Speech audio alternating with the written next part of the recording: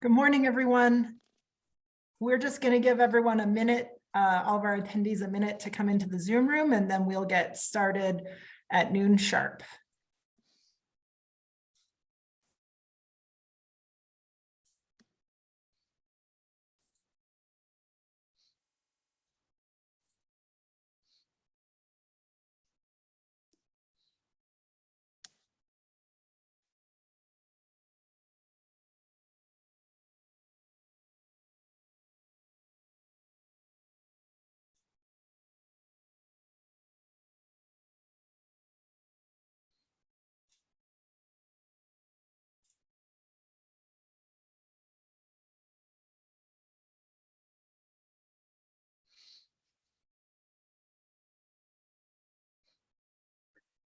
All right, well, welcome everyone, and thank you for joining us today. I don't know what the weather's like for you where you're joining us from, but today here in Colorado, we have a beautiful snowy winter day.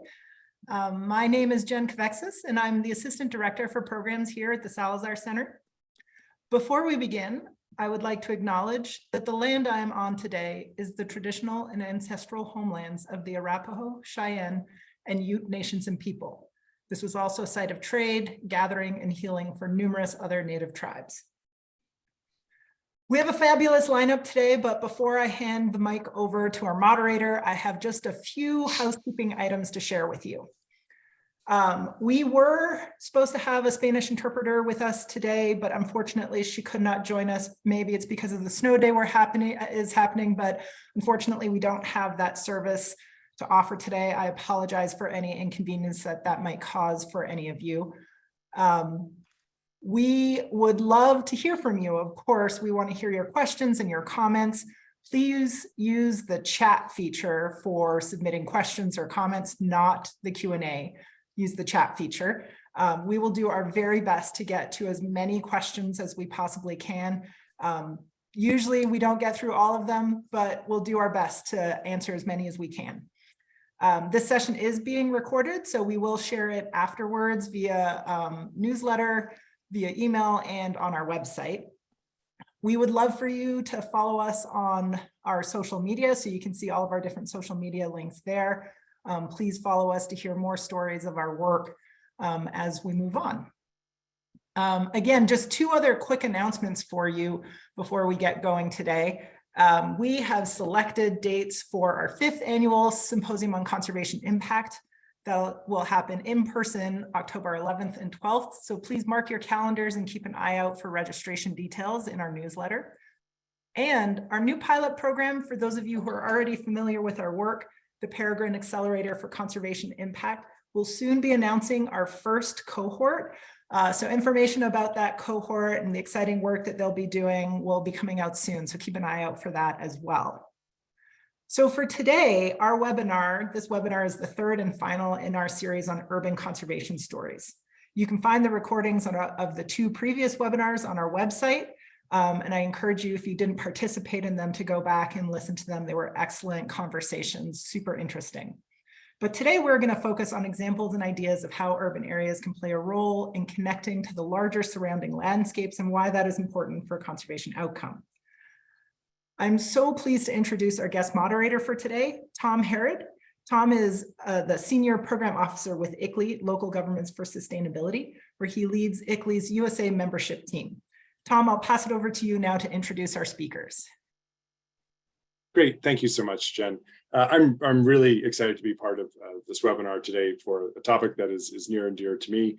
I think for many of us, when we see that cities and urban sprawl is not planned out and have greater connectivity goals in mind, we sort of see the impacts of that, and that's something certainly coming out of COP15 that was just concluded last month. I think there's a greater desire and urgency to help understand that and unpack that. So today we have 3 wonderful speakers from Canada, the US, and Mexico that are going to help us answer that question of how can cities positively contribute to landscape connectivity for plants and animals. This is going to be a great discussion. Not only do we have speakers from 3 different countries, but also bringing perspectives from the national, state, regional, and local level as well. So our first speaker today, Laurel Carlton, is the project manager for urban parks, or for the National Urban Parks in Parks Canada.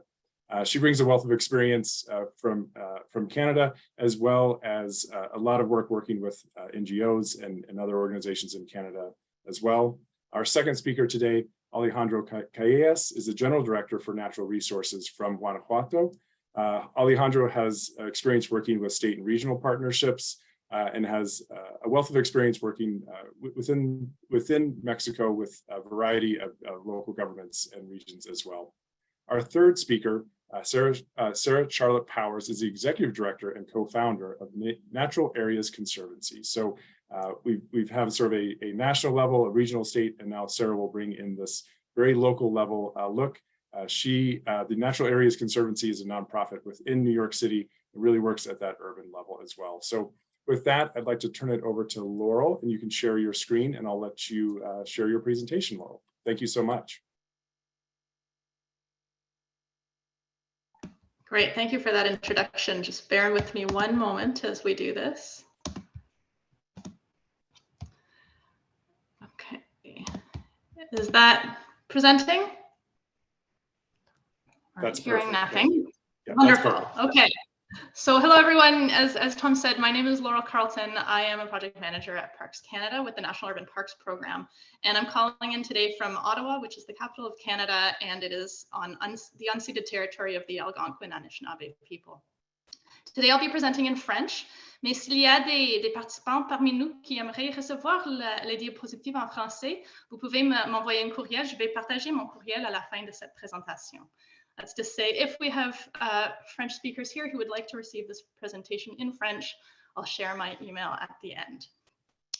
So just a little bit about Parks Canada before we dive right in. Parks Canada is an agency of the Government of Canada, and we are the agency responsible for Canada's 47 national parks, as well as national marine conservation areas, national historic sites, and currently one national urban park, the Rouge National Urban Park in Toronto.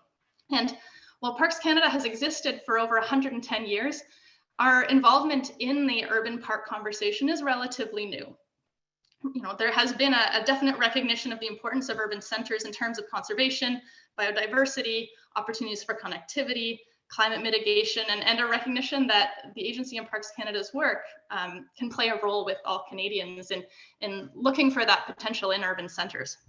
Also recognizing the important role of connecting people with nature close to where they live, as well as opportunities in urban centers to advance reconciliation with Indigenous people. And so pleased to share a little bit about the Canada's new national network of national urban parks today.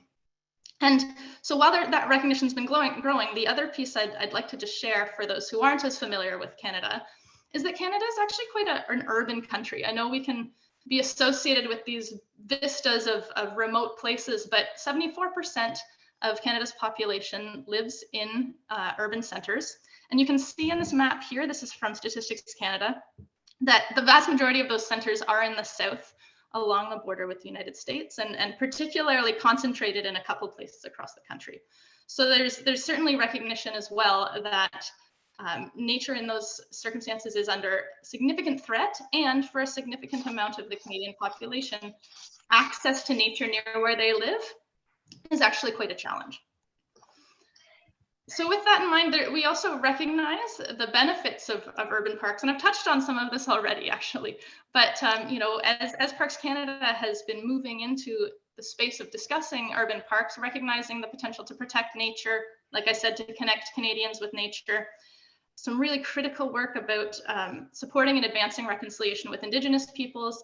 I won't go through this whole list because I think people on this call really know some of these benefits, but we certainly recognize that this is a multifaceted space with opportunities for health and well-being, meaningful partnerships, economic outcomes as well. So in terms of our program, the National Urban Parks Program was launched with an announcement from the Minister of Environment and Climate Change Canada in 2021. And the program itself has a couple components. So the first is that we are currently developing a national urban parks policy, and that work is underway. At the same time, we're also undertaking work to identify urban parks of national significance where it might make sense for the federal government to play a role. And so that we're working on this timeframe of 2021 to 2026 to then designate up to 6 national urban parks under the policy that I just mentioned. So this is kind of an interesting dynamic where we're both drafting the policy and learning from the work on the ground and actually using those learnings to inform the policy. So it's really kind of like a pilot approach. And then the vision is that together, this would create a foundation to anchor a network of national urban parks, where rather than just being distinct sites across the country, there'd be a network that would connect them. Through all of this work, we're really committed to a collaborative approach, and I'll speak to some of the sites in a moment, but a theme across and throughout our program is a commitment to working with Indigenous communities, with municipalities, with conservation groups, with provinces, with other key stakeholders, recognition that urban spaces are highly complex, conservation and the significant global goals that have been committed to, like as Tom was mentioning at COP15, the commitments to working towards conservation of 30% of lands and 30% of waters by 2030. These are big, ambitious goals in the face of significant crises. And so we recognize that it's only through collaboration that we'll really be able to make those strides that we all are keen to do together.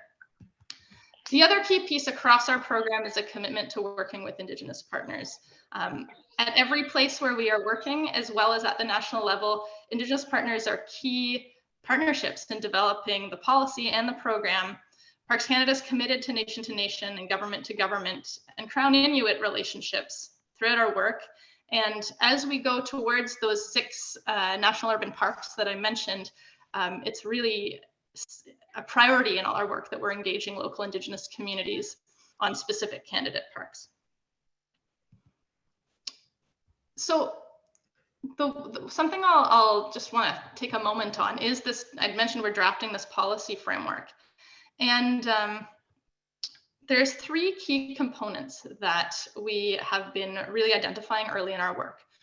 The idea is that each national urban park would need to reflect each of these. So conserving nature, connecting people with nature, and reconciliation with Indigenous peoples. And there's a recognition that these are really large and ambitious and important core objectives of the program, and also a recognition that they will appear differently at each national urban park relative to the local context. So for example, in conserving nature, we anticipate and are currently working with partners to identify ways to conserve and restore ecosystems, to look for opportunities for natural infrastructure, to enhance programs to build natural stewardship programs. So those are some examples of this core objective around conserving nature. In terms of connecting people with nature, these are certainly considerations around proximity to population centers, the ease of access to a national urban park, public and active transportation, as well as accessibility concerns to ensure that the parks themselves are inclusive and welcoming to all visitors.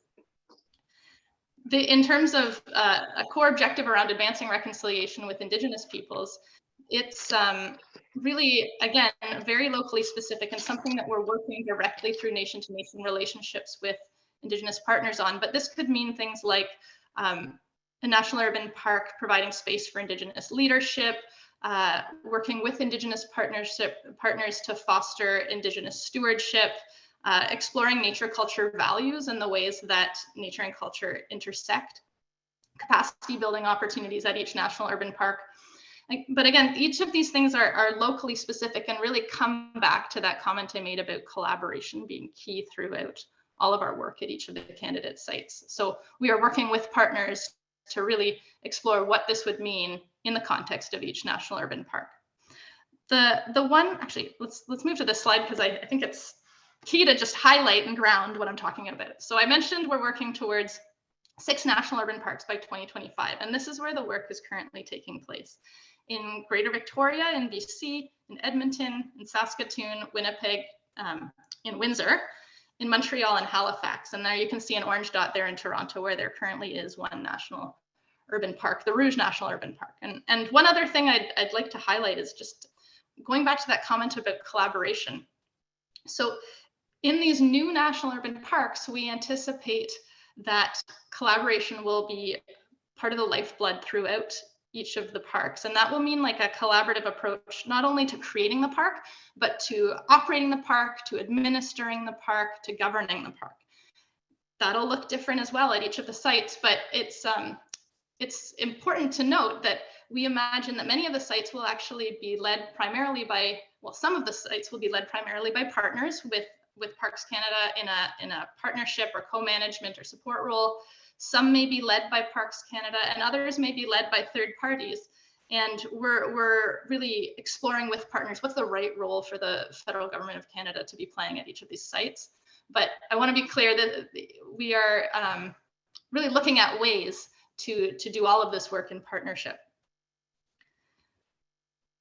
Now, I wanted to keep my remarks brief because I know we were saving time for a great discussion today. So I'll just share again, this is my email address. I'm happy to, through the questions, give examples about each of the candidate sites. But again, the key message here is that we are really excited to be working with partners. We're in a pilot phase and learning a lot and really recognizing the richness and the importance of this work in the urban context. Et encore une fois, je vais dire seulement s'il y a des participants francophones, vous pouvez me contacter directement pour les diapos en français. Thank you very much. Thank you so much, Laurel. I can't wait for our discussion to hear more about the federal policy and how you're going to promote more urban natural stewardship. So I'm really looking forward to that part of our discussion. From here, we're going to go down to Alejandro in Guanajuato to hear a little bit more about state and regional partnerships. So Alejandro, I'll turn it over to you.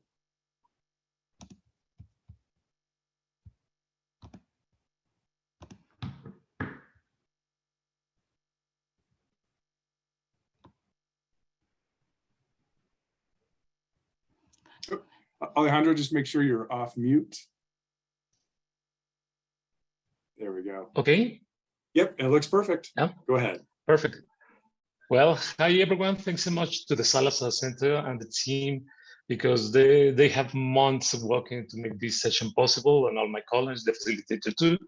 You will need to excuse my English, it's a little rusty, but I hope you can understand the important issues of our work. This presentation will try to show what we're doing as a subnational actions and solutions in Guanajuato and how we link these actions to bottom up from small communities and cities to up down from international, national, and regional actions to find solutions talking about biodiversity and linking not only biodiversity, but all the natural capital with cities, small towns, natural protected areas, and try to find integrative projects.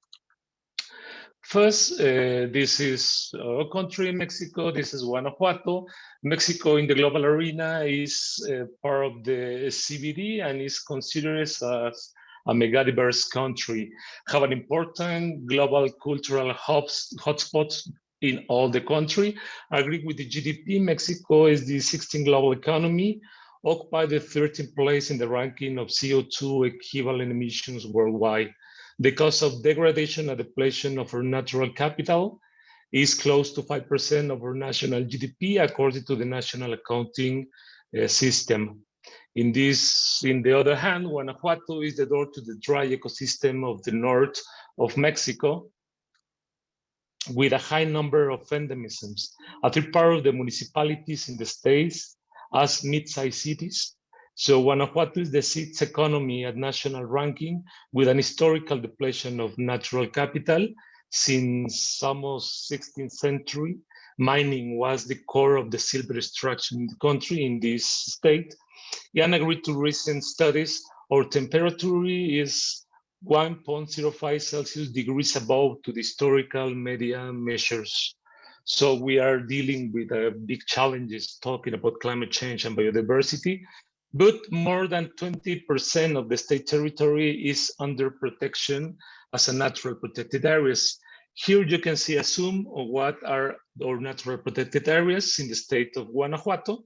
You can see the green ones are state level, the more pink color are federal natural protected areas, and the green dark color are municipalities, natural protected areas in municipalities. So what are we trying to do? We are trying to plan our action as a government, trying to have biodiversity as the core of our actions. So we have three activities as a subnational government. That is the biological monitoring, flashlight species, and update the biodiversity strategies and studies. And all these things, we like to create a model that can work at subnational level in the COBIOCOM. The COBIOCOM is the biocultural corridor of the center in Mexico, or the center states in Mexico. So in biological and monitoring, we are trying to include all the management of the natural protected areas, the ecological connectivity, the governance in our natural protected areas through the social participation. With flagship species, we're working with golden eagle, monarch butterfly, migratory birds in communication, all this information about the species, endemisms, and the flagship species. Talking about biodiversity strategy, what working at national, regional, and cities, we are trying to talk about biodiversity under climate change conditions. We are trying to find financial solution, and we are trying to make a strategy for dealing with alien species. So all this work we are doing at a subnational level is focused on environmental assets and liabilities to find the solutions, to increase the assets, to try to find different ways to deal with the liabilities, to increase the ecosystem services, and implementing environmental-based adaptation projects linked with natural-based solutions in the area of tourism and natural resources. And with this model, we are trying to create a level state. We are trying to extrapolate in the regional area of the COBIOCOM, talking about productive landscapes, ecosystem restoration, some special projects that we talk later about it, the financial solutions for biodiversity, and financial instruments at subnational level. Here is one of the projects we are doing in Guanajuato. This project we presented in the COP27 in Egypt and also in the COP15 in Montreal, that we are implementing a local solution with the work with the small communities, funding for the private initiative, and try to implement in the long place ecosystem-based adaptation through the development of tourism products that give to the communities the possibility of have a green recovery, have an economy on scale that depend of the biodiversity. So all these actions are in this small scheme. I will try to send you for you to read in detail. So what is the COBIOCOM? The COBIOCOM is a subnational initiative made for bioconnectivity with the support and advisor of CONABIO, and having as a partner organization to WWF, Reforestemos Mexico, Ecosistémica, the German Cooperation, and UNDP through the Biofilm program. This 8 states area means almost 8% of the country's total area, with 440 municipalities and 40 middle cities. We have 16 sub-areas for ecosystem connectivity, around 30,200 hectares. This, I think, more than 32,000 acres, with 71 local areas and 2.2 million people living in these areas. COBIOCOM have 82 natural protected areas. That means more than 3.2 million hectares.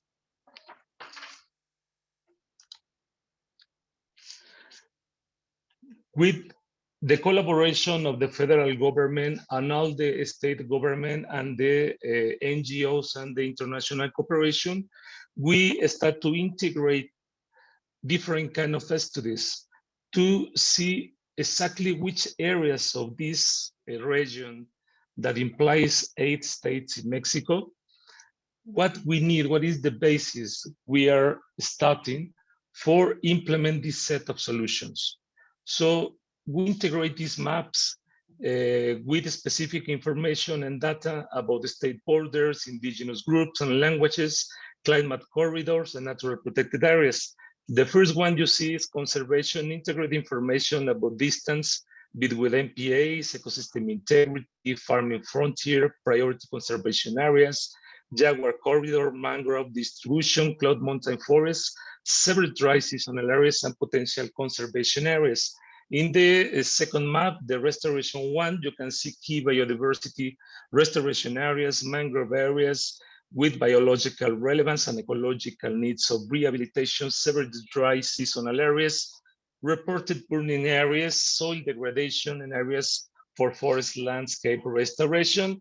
And finally, in the third one, you can see data for mangrove biodiversity, which is an indicator, the native corn, and several dry seasonal areas, irrigation districts, that is the farmers organization that have here in Mexico, and a different kind of crops, reporting burning areas and soil degradation, and several dry seasonal areas.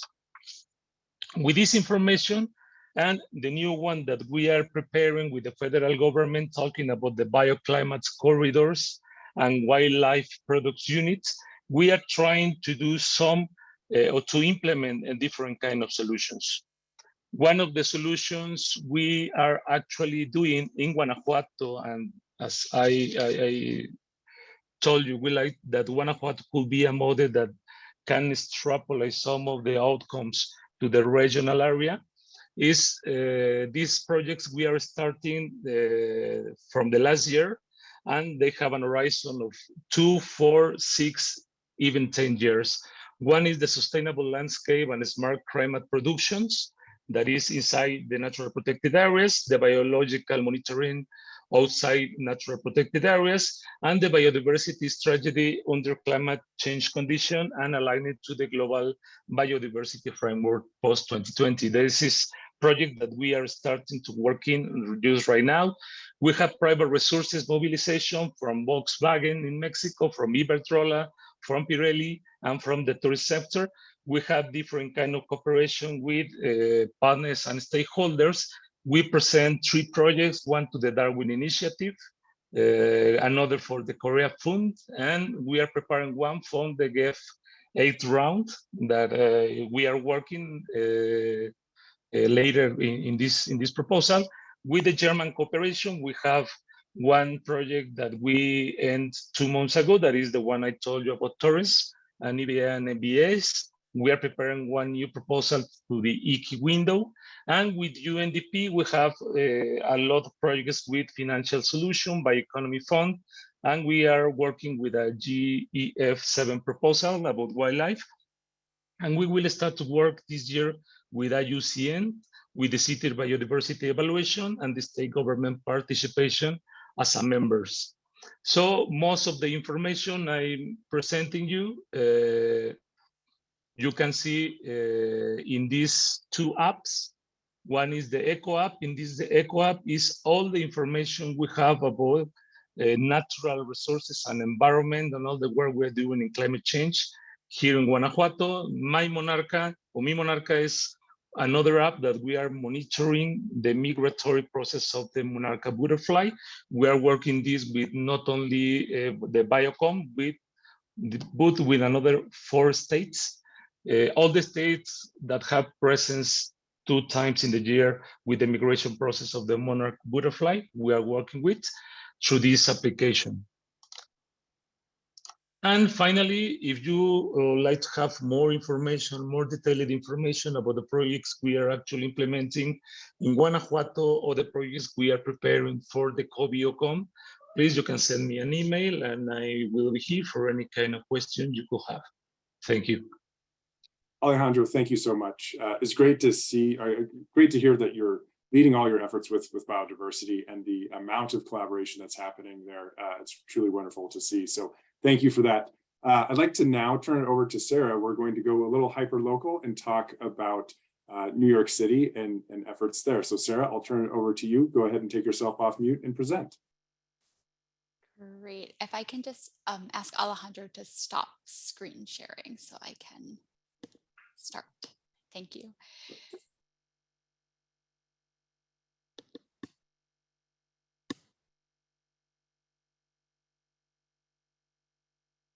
Can you see my slides? Coming through perfectly. Wonderful. Great. Well, thank you again to the Salazar Center and to my fellow panelists and to all of you for joining today to learn more about this topic. I've already learned a lot and I'm really excited to share a little bit about my work and the work of the Natural Areas Conservancy, to invite you into, as Tom said, kind of the hyper-local perspective of what nature and natural areas looks like in New York City, my home city, and in cities across the United States. And then to talk a little bit about some of the themes that the other panelists have touched on and how cities are playing kind of an outsized role in terms of their value, both for people and for biodiversity. I'll start by very briefly introducing the Natural Areas Conservancy.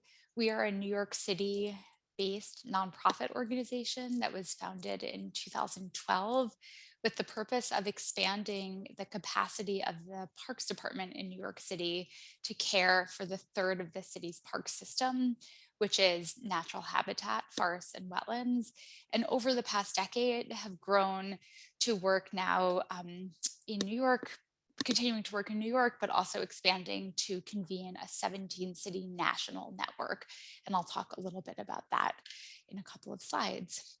But I'm going to start by just inviting you to kind of picture in your mind what nature in cities looks like. And frequently people think of nature in New York looking like street trees or trees in a city park. People may picture green infrastructure or bioswales. This is just a little bit of a snapshot of what nature in New York City looks like. And I think it's surprising to most people who have visited New York to learn that 40% of the land area of New York City, which is by far the densest city within the United States, is considered green.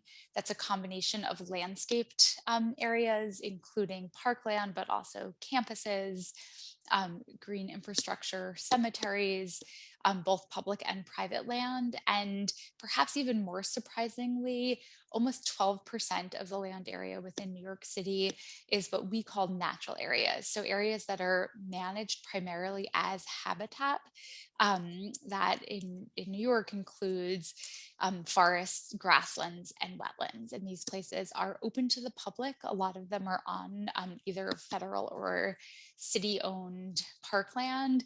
And as I'll discuss in the next couple of slides, they provide a really important kind of backbone to the ecosystem benefits, but also access to nature and to recreation of our urban environment. Looking at this kind of same concept a slightly different way, here's a bit of a kind of diagram across the continuum of our urban forests. So thinking about street trees, trees within private yards, landscape parks and cemeteries and campuses, and then forested natural areas. So kind of large intact woodland areas within the urban context. Outside of just New York City, and now kind of zooming out to look at the entire United States, there's 1.7 million acres of natural areas in the 100 largest US cities, a number that was really surprising to me when I first learned it. And of that, over 700,000 acres of large woodland areas within these urban environments. Our organization in 2019 launched a Forests and Cities network with the 17 cities that you see here on the map. And this network works together to advance both research initiatives and best practices focused on the care of urban natural areas and seeking to improve access and the benefits they provide for the almost 65 million residents who live within these urban areas. And that network focuses on strengthening the community of practice, conducting research, and advocacy. So I just wanted to kind of reinforce this idea about why and how natural areas are important both for people and for nature. The findings on this slide come from a social assessment that was conducted in New York City in 2013 and 2014 that included interviews and observations with over 4,000 New Yorkers across more than 50 parks. And I think the biggest thing which I'll highlight is the final stat here, which is that 50% of New Yorkers that were interviewed during this 2-year study reported recreating exclusively on city parkland, which really invites this idea of reimagining access to wild nature within the urban context, thinking about kind of breaking a mental construct of urban parkland being about recreation and kind of active use, and thinking of rural parkland or large national parks as the place where people recreate and really spend time in the natural world, and instead reimagining what access to a thriving set of highly naturalized landscape areas within the urban context can and should look like. This launched the Natural Areas Conservancy to launch a program focused on improving our 300-mile trail system across about 10,000 acres of natural area parkland. And I'd be happy to share more information after this presentation with anybody who would be interested in learning more. Our organization, and working closely with many partners, have also done a significant amount of work conducting scientific research and crafting policies and frameworks that seek to position natural areas within cities, both in terms of their mitigation benefits, the way that they help to reduce the contribution of urban areas to the underlying causes of climate change, but also their importance in adaptation, in particular helping to reduce localized flooding and to mitigate extreme urban heat events. And on this slide, I'll just showcase a couple of recent findings. The first is a new study that looks at the economic multiplier effect of forest management. We found, just looking at woodland areas within New York City, that there is a return on investment of anywhere between $3 in highly degraded woodland areas up to almost $350 within high quality urban areas. And that includes benefits for recreation, water quality, improving air quality, and also real estate benefits. We've also spent a lot of time looking at and thinking about the contribution of urban natural areas to storing and sequestering carbon. We know that woodlands across the United States function in a similar way to more rural forests and are actually extremely effective at carbon uptake, and also filling kind of a gap in a very common research theme, looking at the role of larger natural areas across the sort of urban continuum as heat sinks, and the specific role that they play as a complement to other forms of vegetation of reducing extreme urban heat. So I just have a QR code here to share a little bit more. We have a very robust resource library that shares a lot of resources, including research and best practices for managers of land, as well as our website. And I will turn it back over to Tom. Really looking forward to joining the Q&A with the other panelists. Sarah, thank you so much. You definitely improved my perception of New York City. In terms of what I now better understand in terms of what is there, and also I guess the potential for other urban city centers in Canada, in North America as a whole. So maybe I'll start there for our three panelists and talk about, or if in your own experiences in your work, if you could address the biggest misperception of urban centers and nature. And while you think about the answer to that question, I'll invite participants to submit their questions in the Q&A button down there. I know there's a lot to get through, and we don't always have time to answer all those questions, but it's great to see those questions come through. It really helps all of us sort of know what is on the minds of participants and the folks that we work with, and helps us inform future offerings as well. So please feel free to submit your questions in the Q&A, and we'll try to get to some of those as we can. So with that, maybe, Sarah, do you mind if I just start with you first, and we'll kind of go in reverse order about the biggest misperception of urban centers in nature? Yeah, I mean, I think I touched on this a little bit, but the biggest misperception from my perspective is the idea that we're working within a binary rather than across a gradient. And we have just as an example, within the United States, 100 years ago, 95% of the forests in the United States were considered rural forests. Today, only 50% of our forests are considered rural. The Forest Service considers anything in a suburban or exurban or an urban area to be considered an urban forest. And we have just, I think, begun to sort of tap into the opportunity to break down our understanding of what recreation looks like across the urban rural divide, but also the kind of management practices and approach to caring for these places and really capturing the benefits that they provide. By breaking down this idea of rural and urban, we have a tremendous amount of both learning and also, I would say, recreation and access to beauty that we are just beginning to understand and tap into. Great, thanks for that. Alejandro, if you wouldn't mind talking about misperceptions in your work between urban centers and nature.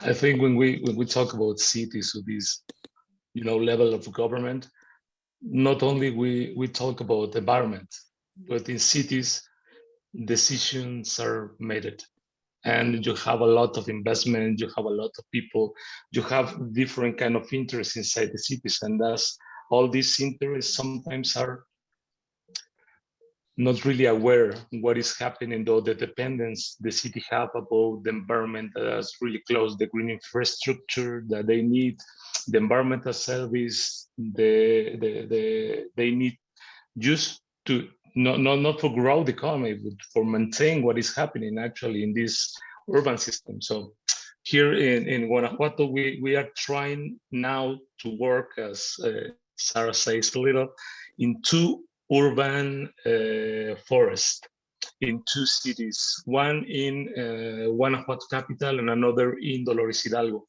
We are making, for the first, that is one of the problems that we actually have, that we are not planning to make a natural protected area. I'm talking about, in the financial way. So we are making a cost benefits analysis, a social analysis, and a biological analysis, just to see if people like to have this urban forest, and if we agree to maintain and to pay for that. Because otherwise we have a green infrastructure that will work just for 1, 2, or 3 years, and later it's just simply not working. And also we are planning this new urban forest as a cluster of connectivity, not only for ecosystem, but also for biological species and for pollinators. I think this is one of the new things that is happening, that we are seeing, that we're working on. We are doing the same in the COBIOCOM, trying to close the gap that is from the federal government, at least in Mexico, that have the more bigger infrastructure compared with the state level and with municipalities or cities that they don't even have sometimes the capacities or the specialized people in the areas that could work in this issue. So this is changing. We are trying to make these projects work, and we are trying to show that subnational level is a level that is very close to the people and can provide the started solutions to grow from bottom up these particular ideas and projects. Thank you so much. Laurel. Thanks. This is so interesting to hear everybody's different take on what they see. So I was thinking about a misperception certainly is some questions about the value of nature in urban contexts, and questions around both kind of like the strength of the biodiversity, the strength of the natural systems, and almost a question about like how worthwhile is it to support those systems, and how healthy can they possibly be in an urban environment. I was fascinated by Sarah's examples of New York, because I fell into that misperception. And so I'm calling myself guilty on that one. And then also some misperceptions about the importance and the value that urban centers can generate from conserving and protecting urban nature. One example from our work is that a 2012 study of Rouge National Urban Park in Toronto found that the park actually generates, in today's dollars, roughly $145 million Canadian dollars in ecosystem benefits, non-market ecosystem benefits, and then in additional, both direct and indirect economic benefits through employment related to tourism, as well as employment related to the park. And so I think there's just we could be recognizing more the value that urban nature and urban park space can bring. Wonderful, thank you. Thank you all three for that, for those responses. Maybe one other quick question, then we'll get to some Q&A. And maybe really quickly, COP15, we saw a lot of lofty commitments to protect biodiversity from world leaders. Certainly there's a role for urban areas to play in ensuring that we can follow through on those commitments. And so, what do you see as a key role that those urban areas can play in holding our national leaders to follow through on those commitments? So Laurel, if you don't mind, I'll go back to you and see if you've got some thoughts on that. So the National Urban Parks program, one of the things that we think a lot about is the way that involving Canadians directly in the creation of national urban parks is a really important part of involving Canadians in conservation goals and conservation more generally, both in terms of generating awareness and involvement, but also growing connection directly with conservation efforts near to where they live. There's lots of great research that points to that positive correlation, right? The more time people spend in nature, the more connected they can feel with the importance of conservation. And so as we do the work with national urban parks in Canada, we see them both directly contributing to the national and global targets, but also contributing to like a groundswell of support that is needed to help advance that work. And maybe I'll just give some examples of some of the sites that we're working at in Canada to give a sense of how they also contribute. So as an example, in one of the sites in Saskatoon, the study area under consideration is actually a 67 square kilometer corridor through the center of Saskatoon. And lots of that is actually sites where there are rare endangered prairie grasses. It's a complex area. It's right down the center of a city. But there's really significant areas that really could be identified for further protection and conservation there. Other sites across the country as well. But I think I probably could emphasize that in our case, then the national urban parks that we're looking at are relatively large scale urban parks. And so we do connect them with those targets. Yeah, that's great. Not only is there a role for just the nature itself to be part of that urban area, but there's a political issue there too, in terms of getting voters aware and certainly to know that there are these commitments out there. So thank you for that, Laurel. Alejandro, in terms of those lofty commitments, what can the urban areas in Guanajuato and Mexico play? I think there is a big window for opportunity. We are actually have, just today in the morning, I received the pronunciation of the subnational government of Mexico supporting the Edinburgh Declaration, and all the Global Biodiversity Framework 2020 is signed for more than 20 subnational authorities here in Mexico. So this is pretty new from this morning. And this is one of the issues we were working for the last 3 years, trying to give a platform, a common platform, not only at the state level, but also for cities medium cities and municipalities to participate in this kind of process, because more of the solutions we need to implement at this level. So this way of Edinburgh through the global biodiversity framework is actually taken for the subnational levels in Mexico and in making a declaration for the federal government. So we are using this opportunity. This is one side. In other hand, in the COP15 in Montreal, we have kind of bilateral meetings, different kind of, and we have a meeting with the government of Germany, with the Ministry of Environment, and they are preparing a process that is called the Berlin process. And this process will be focused on cities and subnational governments for develop solutions and instruments to try to be to have a bigger commitment of these cities and regional levels to accomplish the goals of the global biodiversity framework. So this is another opportunity that we are taking here in Mexico to grow the interest and to grow the commitments that we have at subnational and the level of cities. We're working very close to cities, making some financial instrument for provide financial resources. In Guanajuato, we have 2 cities that have a complete study about biodiversity in cities, because we are thinking in biological corridors inside cities for pollinators. So this is one of the other areas we are working for. And finally, with IUCN, we have another bilateral meeting in the COP15, just for a start to make a national assessment of cities.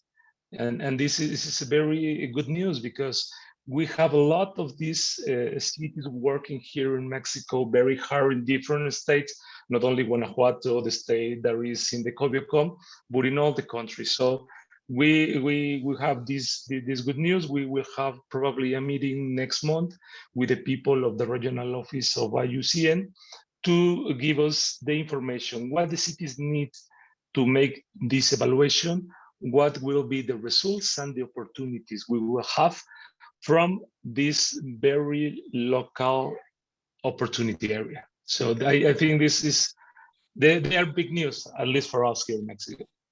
Yeah, congratulations on that. That's wonderful. I think what I'm hearing, Laurel, you mentioned, mobilizing the population in the community, and there's a great outcome here that Alejandro has sort of spoken about, in terms of there's some real commitments that local governments can take, whether it's the Edinburgh or the Berlin compacts. There's some real things that you can mobilize the community around getting local governments to sign on to. So Sarah, I'll end this last question, or this question with you before we get into some of our last questions.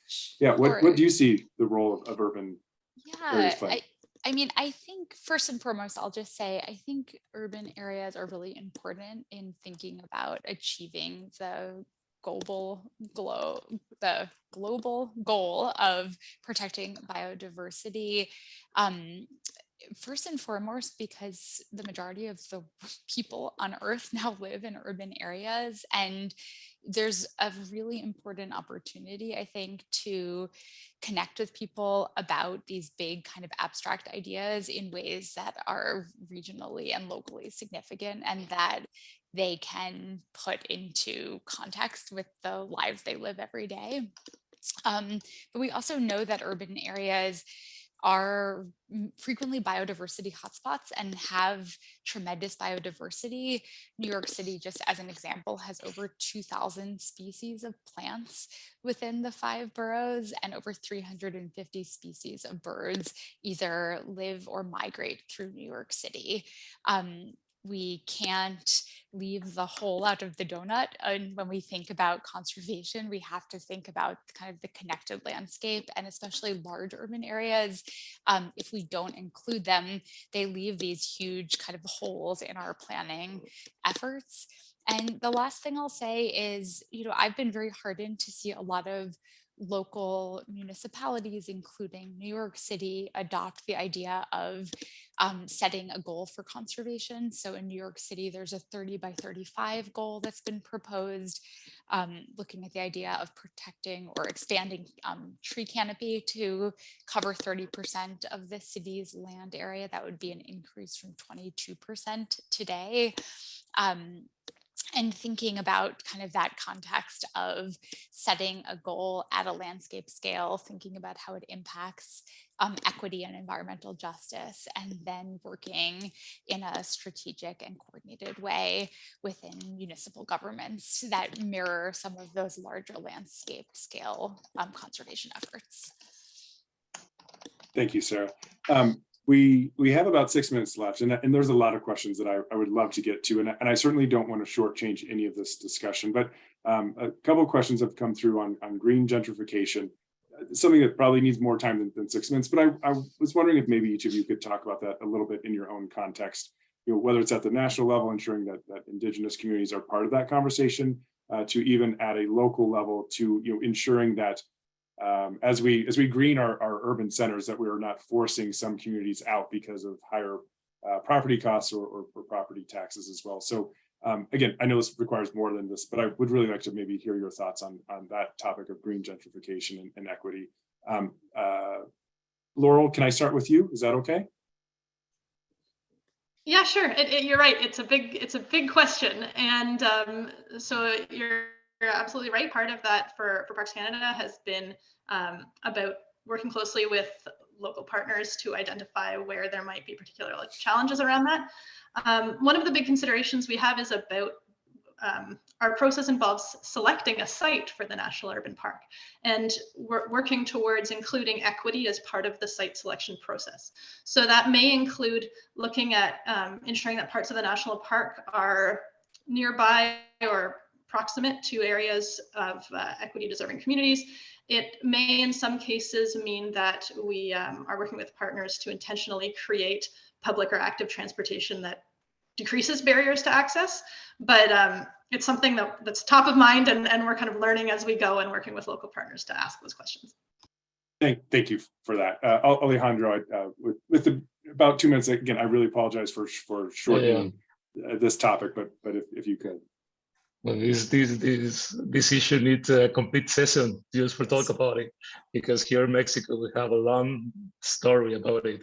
Here in Guanajuato, specific with the green gentrification from other countries, specifically in San Miguel de Allende and also here in Guanajuato, but it's happening in all countries. So I think every day we are working more deeply with indigenous groups and small communities, and they are accessing to the tools, and the indigenous communities are not the communities from 50 years ago. They are communities that have professionals, that have doctors, that have master's degrees inside, that are putting the traditional knowledge again in the core of the decisions the indigenous and the small communities are making. So I think we are working actually here in the COBIOCOM as well as that's the reason that we say that is a biocultural corridor, because we are putting together the biological and the ecosystem issues with the cultural heritage. So I think we are making the homework here in Mexico, but we have a lot of area of opportunity to work harder in this issue. Thank you. Sarah, go ahead. Great. Yeah, I'll take us home. So the two things that I'll highlight are, I think green gentrification is most prominent when we see uneven spending across different neighborhoods. And the places where we see it happen least is when we see a high level of investment, especially by public sector entities, in a more uniform or proactive way across an entire municipality. So in New York City, I'll just highlight one thing that's been under sort of an advocacy priority for 20 years is that the Parks Department receives 0.5% of the city's budget to do all capital construction and maintenance for its park infrastructure, despite managing more than 15% of the land area within the city. but where we have seen proactive spending around things like block planting. So identifying communities across the entire city with low tree canopy and building out multi-year plans to strategically plant entire neighborhoods with the goal of planting across the entire city within a 5 or 10 year period. We've seen much better outcomes in terms of not having that sort of exacerbation of wealth inequality. Great. Thank you for that. Well, we are just about at time. So with that, I would really like to thank our speakers, Sarah, Alejandro, and Laurel. Thank you so much for sharing your perspective. I think all of our participants have a better understanding now of what is happening at national, state, and local levels, and maybe how their communities can model some of that great work that you all are doing. So I really appreciate you taking your time to share your stories. I'm really like to thank the Salazar Center too for putting this on as well. Jen, thank you for letting me facilitate. I hope this was informative for all the participants.